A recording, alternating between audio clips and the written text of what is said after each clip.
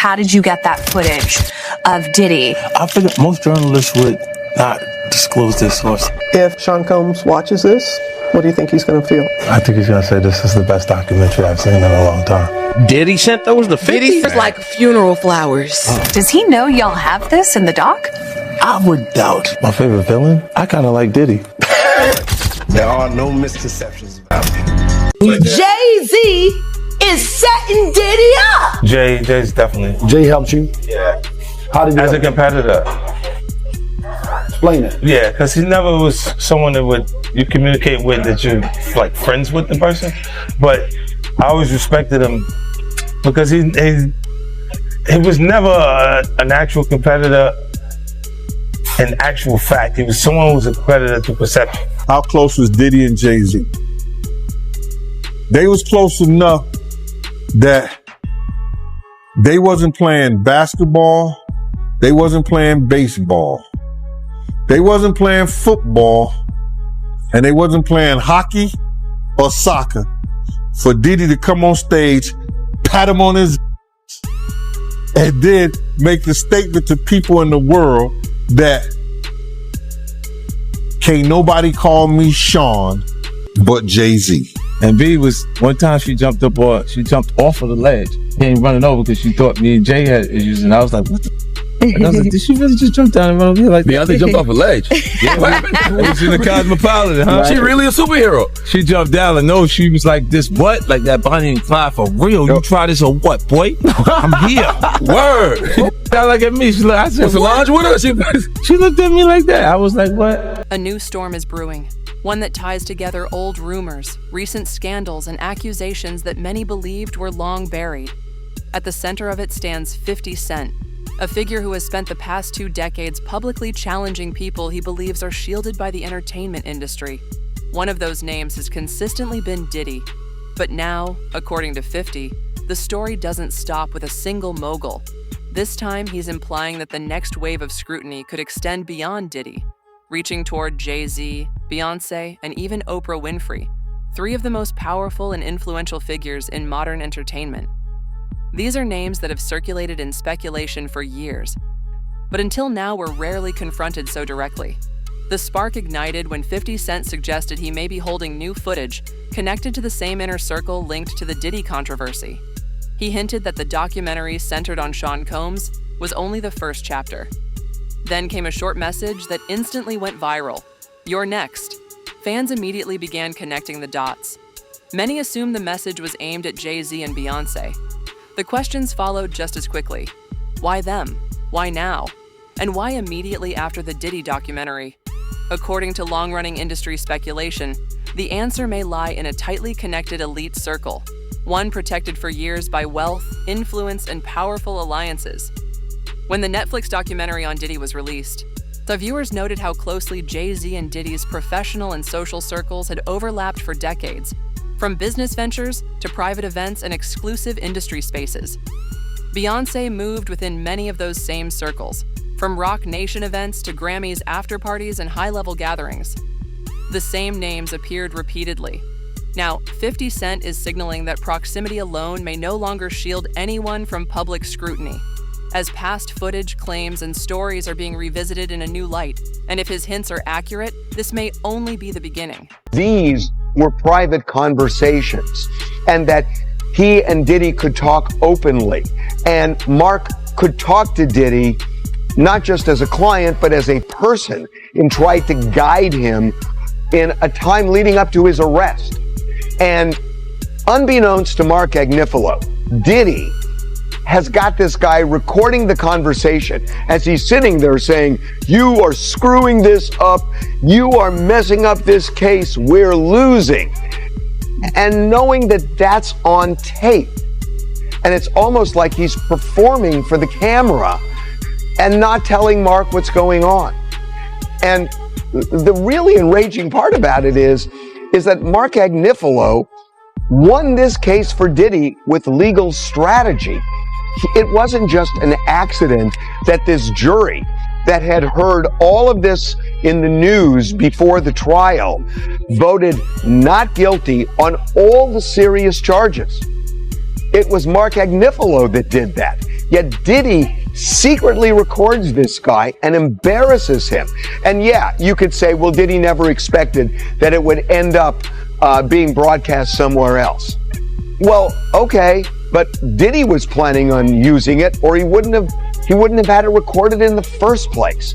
So it's just really, really unfair. And I know that in a way this sounds crazy, that I'm getting so upset about Diddy, and yet there's video of Diddy beating Cassie. Well, that's horrendous, but that doesn't mean you can't look at something else as well. And I just think, as a lawyer, I just think this is just so outrageous that he would do something like this, and not even understanding what Agnifilo's legal theory was. Because I will tell you that when we did our first documentary on Diddy, which was 8 months before the trial, Mark Agnifilo said to me on camera that he is going to tell this jury that this was a successful black man that prosecutors were trying to take down because they couldn't get into his bank accounts because they were clean, and he couldn't deal with taxes because he wasn't committing tax fraud. So they go into his bedroom. And that's what Mark Agnifilo said 8 months before. And he goes into the trial and he essentially wins that argument. Whether you believe it or not, a jury that sat through the whole thing, they believed it, and ultimately they convicted him on this BS Mann Act thing. So Diddy won that case. And one of the reasons he won the case is something that Agnifilo got criticized for. That when he did the documentary with me, he was making a joke about the baby oil. Remember, he said, oh, well, you know, I didn't know he bought in bulk. He must have bought 1,000 bottles at Costco. And a lot of people just slammed him for that and said, how dare you? You're being disrespectful. The baby oil is the smoking gun in this case. Agnifilo knew all along that the baby oil was Diddy's best defense, because when Agnifilo got before that jury in closing arguments, he looked at them and he said, well, the feds came in with their armor and artillery and guns. And what did they do? They got 1,000 bottles of baby oil off the streets. Ooh, he said, the streets are safer now. And the jury laughed. And that laugh told Agnifilo he should keep going on that. And that the trial itself was absurd because the baby oil was really the... As the years went on, Jay-Z continued aligning himself with some of the most powerful figures in entertainment, including Diddy, Oprah Winfrey, and executives connected to major corporate and media networks. And whenever 50 Cent believed something was being quietly protected or overlooked, he responded the only way he knows how, through sarcasm, public mockery, and carefully timed social media posts. But this time felt different. For the first time, 50 directly warned Jay-Z, hinting that he may possess footage or material that could potentially impact the Carters. Fans immediately saw this as a shift in tone. That's because 50 doesn't typically bluff. When he suggests he has documents, recordings, or inside information, he usually follows through.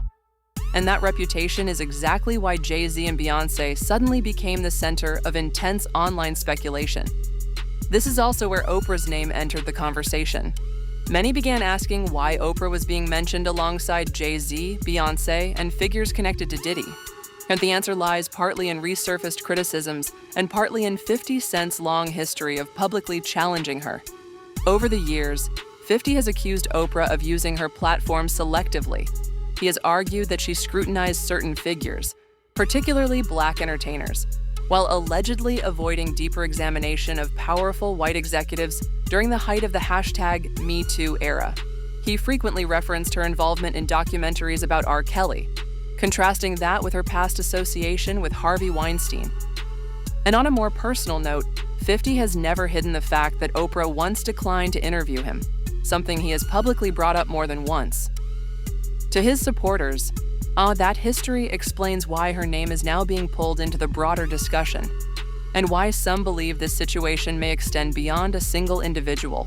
Set his sights on someone new after the Diddy Netflix documentary. If you aren't aware, 50 Cent has been getting insane feedback from the Netflix documentary he made on Diddy. Sean Combs' The Reckoning is what it's called, and it's #1 all over Netflix, beating even Stranger Things. Diddy himself has responded to it, saying the stories are false, of course, denying everything, and even trying to do a cease and desist on the Netflix documentary. And after this Diddy documentary, a lot of people have been wondering who's the next person that deserves to get exposed. And Jay-Z is the one that a lot of people are pointing their finger at. And the reason why Jay-Z has been getting a lot of this type of backlash is because Jay-Z was really close to Diddy. At one point, Diddy was even calling him his brother, and that Jay-Z's the only one that can call him his real name, Sean. That maybe there's something on Jay-Z's side that has been going on behind the scenes. Now, there hasn't been any solid proof yet, but Nicki Minaj has been going at Jay-Z for quite some time, talking about Jay-Z is manipulative and he steals, and he's been pushing a narrative, and that Roc Nation has control and power over a lot of things. And I can kind of understand where she's coming from to a certain extent. We got to remember when Jay-Z went up on the Grammy stage and said Beyonce never won Album of the Year and complained about that, literally the following year, Beyonce wins Album of the Year. Which is just something like, that doesn't show you that there is some power going on there, that there is something behind the scenes that Jay-Z controls. It's clear as day that it's all politics on who wins Grammys, you know, who gets the better light and things. So that kind of opened my eyes, you know, as to Roc Nation's power and how they manipulate things in the media. I'll never forget, Jay-Z would get this like special treatment all the time when it comes to the media. I mean, Hot 97, when they interviewed Jay-Z, they literally rolled out a red carpet. They never did that for any other artist. So Jay-Z's always had this kind of special treatment when it came to things. But now the question is Jay-Z involved in crazier things? I mean, there's been a lot of speculation in a lot of different ways, and people are pointing their attention towards 50 Cent wanting him to do a Jay-Z documentary. And it looks like he might actually do it, because on Instagram he posted a drawing of Jay-Z that kind of makes fun of his looks, and he posted that photo and he said this in the caption: "Please stop sending me stuff like this. I'm not gonna post it." Basically making a joke, you know, because obviously he posted it on his social media.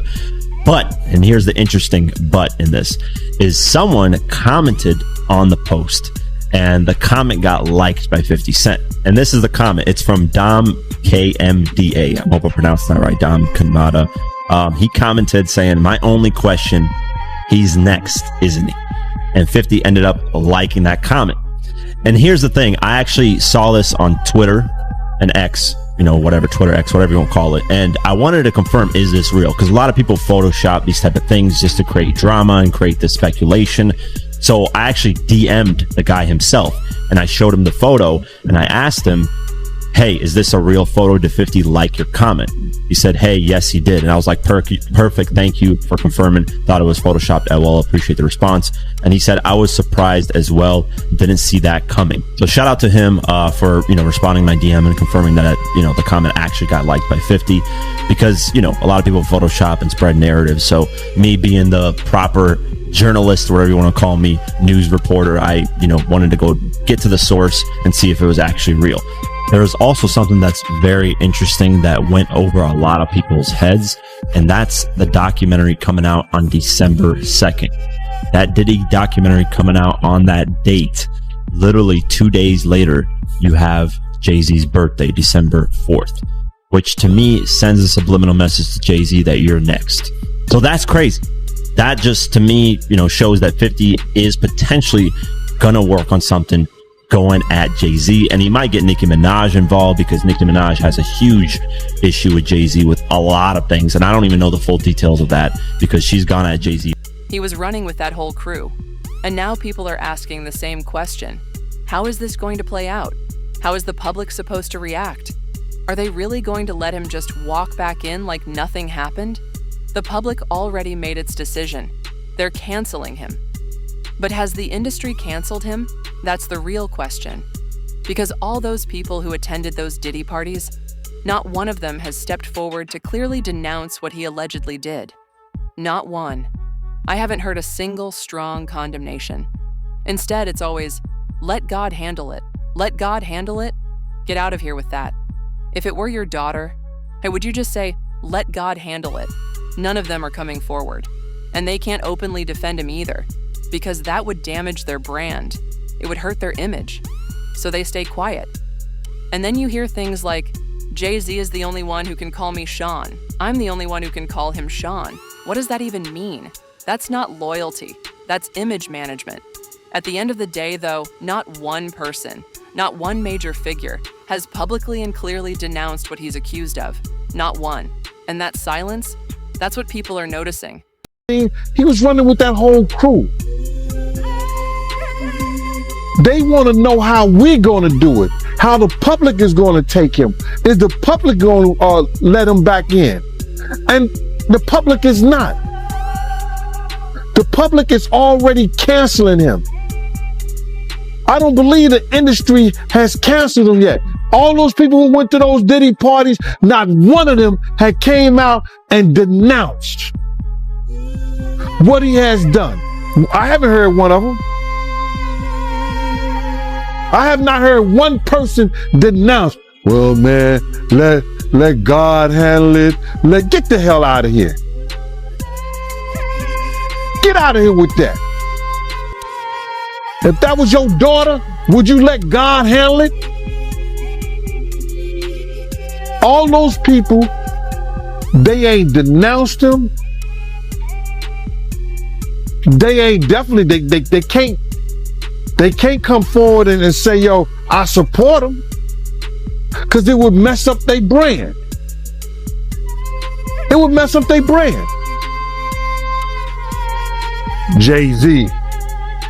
We the only one could call each other Sean. Jay is the only one could call me Sean. I'm the only one could call him Sean. Get the hell out of here. If that ain't no fun boy stuff.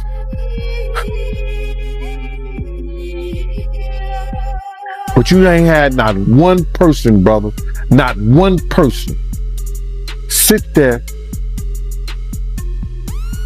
denounce what he did, or come forward. But the story doesn't stop there. Over the years, criticisms have resurfaced about how Oprah Winfrey has interacted with certain black celebrities. Ludacris once claimed that his interview responses were edited and that he was lectured about rap music while promoting a film he appeared in. Dave Chappelle later suggested that during his interview, Oprah framed his struggles as paranoia rather than acknowledging the immense pressure he said he was under at the time.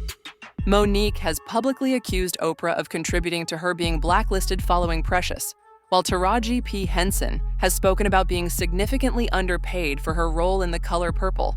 50 Cent has openly supported several of these grievances, arguing that he sees a pattern in how accountability is applied within the industry. Then, there were the controversies surrounding the Oprah Winfrey Leadership Academy for Girls in South Africa. Incidents reported in 2007 and 2011 brought heavy media scrutiny. When in more recent years, online conspiracy theories attempted to connect Oprah to missing children in secret locations, claims that were widely debunked.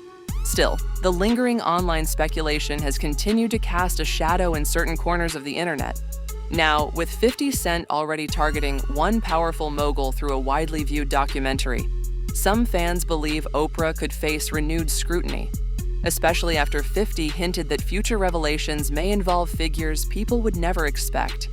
In Hollywood, connections often overlap, and in this narrative, the paths of Oprah, Jay-Z, Beyonce, and Diddy have crossed repeatedly over the years. Oprah has interviewed Beyonce multiple times, expressing admiration for her career and influence. She has praised the Carters' business achievements and cultural impact. Jay-Z has appeared at events affiliated with Oprah, and she has publicly supported some of his projects. Beyonce has also participated in high-profile charity events connected to Oprah's network. Individually, these moments may seem routine in an interconnected industry, but to some observers, the repeated overlap has sparked renewed curiosity, especially as past alliances are being re-examined in light of current controversies. Beyonce didn't want to speak and does not speak to Brandy. And the truth of the matter is that she go back there with Monica and Kelly, and there go Patti LaBelle, and then there goes Solange. All right. And there's a reason why Solange is around as well, because if you guys don't know, for a while, Solange and Beyonce actually were not on speaking terms, but they're back talking now. They're back cool. And basically Solange is around to keep Beyonce spiritually protected. Solange is the spiritual protector of that family. Don't get it twisted. Mama Tina is powerful. Solange is the most powerful list. You better ask some damn body. All right. Now, The reason why Beyonce ain't came to speak to Brandy, baby, is because Beyonce does not talk to anyone who used to sleep with Jay-Z. Okay, whether you guys know it or not, and I have to say allegedly, right? Jay-Z and Brandy used to talk back in the day, and by back in the day, I mean like late 90s type stuff, right? Brandy always kept Jay-Z on the low back in the day because, quite honestly, he was too ugly to be out in public with. I'm just keeping it real. To claim him publicly, he was too ugly back in the day. Now, when you try to search up pictures of Jay-Z and Brandy, you will find... Hold up, let me see. Hold up. Let me see, because I thought I had a picture of them two, Brandy and Jay-Z. Now, this would have been from... let's see, Beyonce, Jay-Z, Brandy and Jay-Z. Okay, there we go. Now, this picture of them was in 2002. All right, and this was, I think, was at one of her album release parties, if I'm not mistaken. This was a year after Moesha rap, because Moesha went off air in 2001. Yes, he was dealing with Beyonce at the time as well, and Blue Cantrell's what he was. Let me tell you, Jay-Z was laying it low and spreading it wide. Jay-Z was one of those dudes in the industry that, you know, you messed around with. He piped you down, but before he was really him, you did not claim him publicly because he was just simply too ugly. It was what it was. But Jay-Z was in love with Brandy then. He's not in love with her now, but he still has love and feelings towards her. He's one of those people that feels like once he done had you and once he done loved you, he always feels like he has like possession over you. Jay-Z is one of those kind of men, baby. I don't know if they told you. Jay-Z is extremely jealous, extremely controlling, and extremely possessive. That's another reason why. Hold up. Where'd the picture go? Where'd the picture go? That's another reason why Beyonce up here. Wait. Anyway, y'all get the point. That's another reason why Beyonce, over the years, a lot of the music that she's made, it's always been with him. A lot of the remixes, it's always been with him or somebody that he approves of her to work with, okay? Jay-Z was so damn controlling, he didn't even want her father, talking about Matthew Knowles now, he didn't want her father managing her anymore, and he stepped in. And if y'all notice, when Jay-Z stepped in as Beyonce's manager, the music changed, everything changed, and the money started to get effed up. But that's another story for another day. We're not getting on that right now. We sticking with Brandy and Jay-Z right now. So they started messing around on the low in the 90s. Even to the early 2000s, they were still messing around. I'm not exactly sure which year the relationship officially ended, but just know that Jay-Z was just basically good for... That was what he gave. He gave big... I don't know no other way to put it, but he was like... For the ladies that's watching, you know, like, if you ever dealt with like a tall, ugly with big pipe, you went to him to get piped down, but you would not like ever like claim him like that because he was just super ugly. It was what it was. And before he really blew up, didn't nobody want to be seen with him like that. It is what it is. And quite frankly, Jay-Z dated a lot of your favorite female stars from back in the day, but they would. And Jay-Z have also maintained a long-standing professional relationship. Over the years, they collaborated on music, appeared together at high-profile events, and moved within many of the same luxury and business circles. Whenever conversations turn to the so-called elite circle surrounding Diddy, Jay-Z and Beyonce are often mentioned. Not because they've been accused of specific wrongdoing, but because of proximity. The same rooms, the same award shows, the same investment groups, the same private after parties, the same inner layers of Hollywood influence. In an industry built on relationships and access, simply being close to power can be enough to spark public scrutiny. And as past alliances are revisited, some fans believe figures once viewed as untouchable are now finding themselves under a far brighter spotlight. When Jay signed his contract, the big one was with Beyonce. When he signed that contract, the marriage contract, he got trophies. No, those trophies. Trophies came rolling in, buddy. He started getting Grammys left and right, man. I mean, look, if you look at his career, This guy. You're gonna let him say that? Jay was getting Grammys. He had one. Exactly. He had one. And he ain't show up. He has like 20 now. Oh, Lord. He had like 18 since he been down. Look, he had one, bro. Hard Knock Life. You're not wrong. He was one. At the same time. He got some shit. He's like drinking. His pictures with him. He thinks the cop. Wait a minute. So you're saying the success is derived from the marriage? I've absolutely been treated differently. The accolades. Because he's no longer viewed as what, like a street or gangster rapper. Now he's viewed as a businessman, entrepreneur, family man. And the biggest ones because of the position Beyonce's. Oh, wow. Right? You were connected to the biggest. Jay got it for the music. Jay got it for the music. You didn't see. He deserved those. I'm sitting there, it's like this, like Black excellence. They're sitting there like, yeah. It's a billionaire brunch. Oh, Like, I hate you, man. unaware of anything going on here. This is the one time I'm gonna be with you this year. Yeah. Come on, bro. That's crazy. That's crazy. He just looking at his watch during the whole Rock Nation prayer. Like, is it 3:30? Yeah, it's almost time to get out. Yo, I feel like I'm normal again. Get me out of here. Oh wow! So that's the deal he signed, huh? Yeah, that's the deal. Like the other ones didn't count as much as that one did. Oh, yeah, before I forget this, we talked about Jay. Proximity to Diddy. You don't think he knew anything? He's seemingly around Diddy a lot. No, that was a real suburb question. I know, right? Proximity. Hold on. Proximity. Proximity. That's an SAT hit parade word. I learned that. Jim, do you think he knew all of the shit that was going on? Then I was like I don't want to incriminate myself. I know, but the way he said it, like I said, no matter how you answer that, you snitching. Yeah, exactly.